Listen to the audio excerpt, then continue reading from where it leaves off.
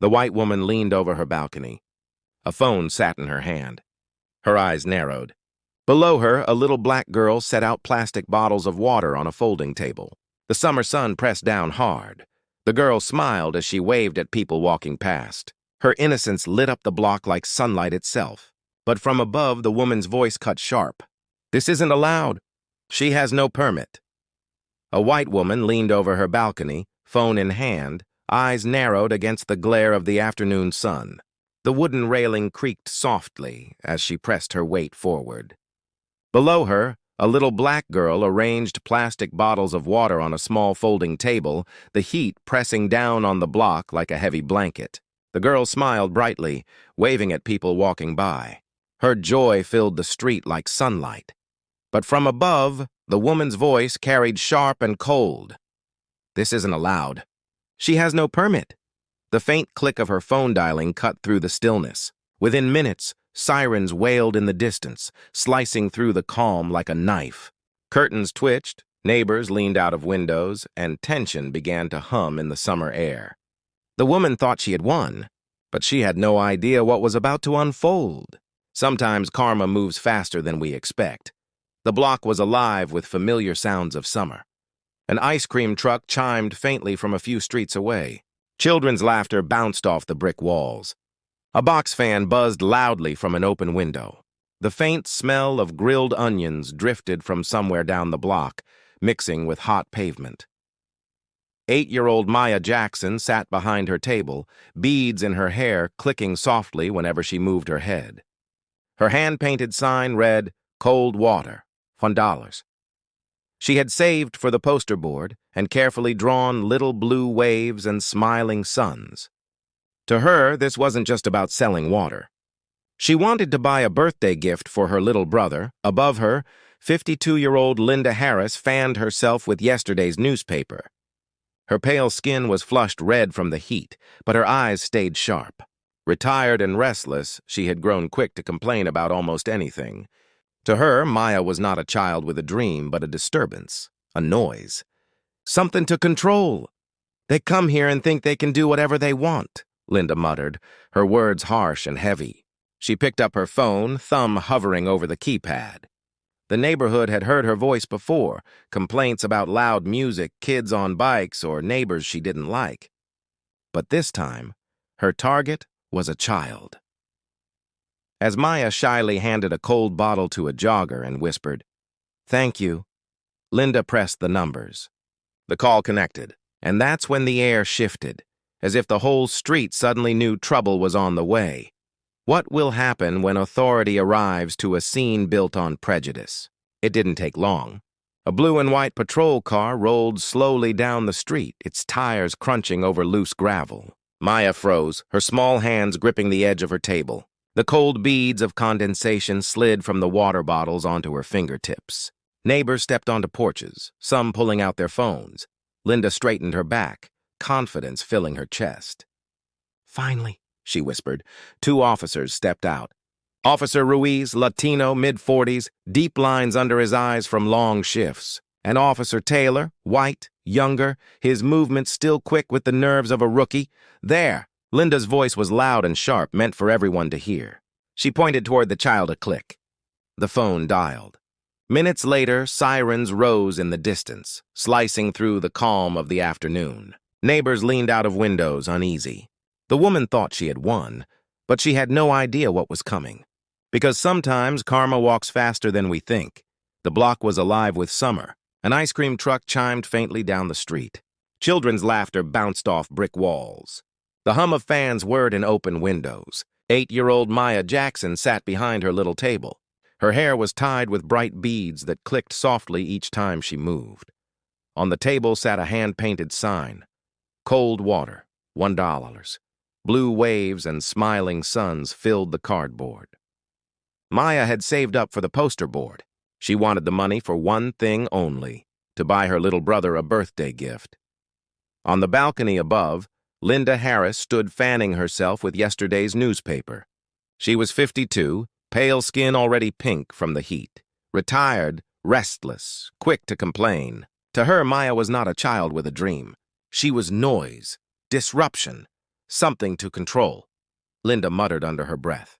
The words were sharp like broken glass. They come here and think they can do whatever they want. She picked up her phone. Her thumb hovered. The neighborhood had heard her before. Complaints about loud music, about children on bikes, about the wrong kind of people. This time, her target was a child. Maya looked up, handing a bottle of water to a jogger. "Thank you," she said shyly. Linda pressed the numbers. The call connected, and that's when the air shifted. What would happen when authority arrived to a scene built on prejudice? The patrol car rolled down the block. Tires crunched against the pavement. Blue and white lights flickered against brick walls. Maya froze, her hands tightening on the edge of her table. Neighbors stepped outside. Some pulled out their phones. A cough echoed from an open window, sharp in the silence.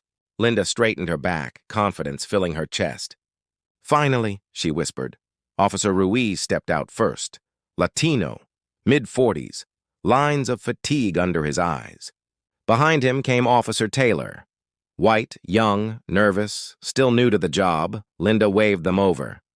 Her voice was loud enough for everyone to hear. "There, that girl. She's selling water without a permit. It's against the law." Maya's mother rushed out from the stoop.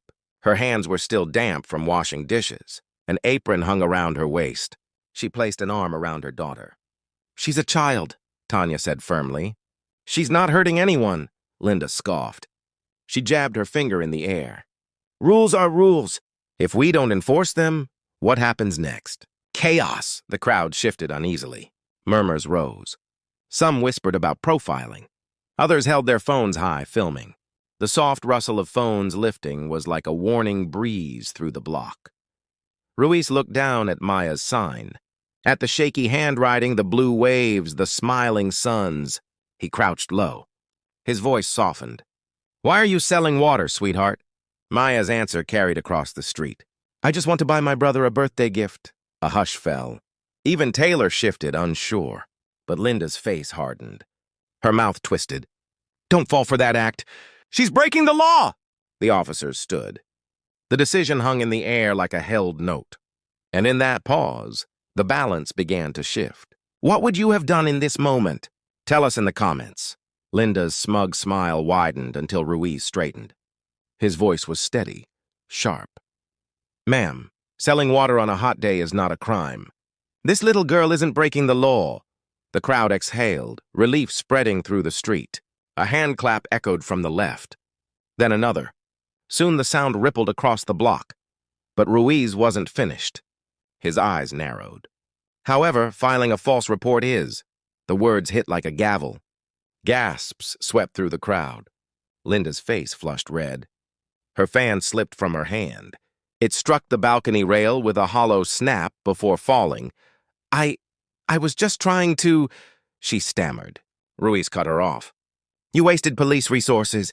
You endangered a child. You stirred your own community. That has consequences." Officer Taylor stepped forward, his voice firmer now. "This is harassment, ma'am, and it stops today." Even the steady hum of an air conditioner seemed to pause. Silence pressed heavy on the block. Down below, Tanya knelt. She pulled Maya close. Her fingers brushed the beads in Maya's hair, the small plastic clicks carrying into the hush. Tears filled her eyes, pride mixed with protection in her heartbeat. Maya whispered, "Am I in trouble?"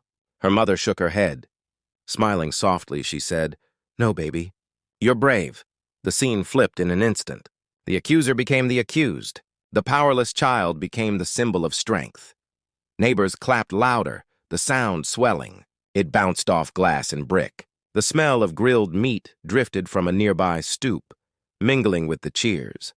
Linda, once so sure of her power, now stood exposed under the weight of her own cruelty. Karma had arrived, not with vengeance, but with truth. If this moment moved you, make sure to like and share this story. By evening, the block still buzzed. Videos spread online. Comments flooded in. Some called Linda Permit Patty 2.0. Others praised Maya's courage, calling her Stand a Light of Hope. Strangers reached out. They wanted to donate to Maya's dream. Within days, enough money came not just for her brother's gift, but for supplies, scholarships, even a small savings account for her future. As for Linda, she was cited. Her name trended online for all the wrong reasons. Neighbors who once greeted her now crossed the street to avoid her glare. Isolation replaced control. But the greater story wasn't Linda's fall. It was Maya's rise. Because in the face of pettiness, the heart of a child revealed the strength of a community. Officer Ruiz later told a reporter, "The law is about justice, not punishment. Today, we chose right." And Tanya, holding Maya's hand, added, "My daughter thought she was selling water. She ended up teaching everyone a lesson." For those who watched, the message was clear. Dignity cannot be silenced by prejudice. It only shines brighter. If you want more stories of strength, justice, and truth, subscribe and stay with us. And ask yourself this: when a simple act of kindness is met with cruelty, whose side will you stand on?